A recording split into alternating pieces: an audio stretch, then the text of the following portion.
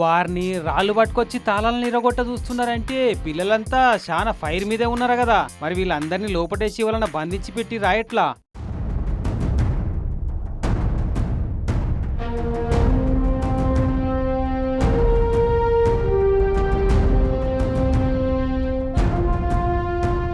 మేడ్చల్ జిల్లా గట్కేసర్ మండలం అంకుషాపూర్ కాడున్న మహిళా ఆర్మీ కాలేజీ ఇది. గేటు లోపల కాలేజీ పిల్లలు, ఇక బయటనేమో వాళ్ళ తల్లిదండ్రులు.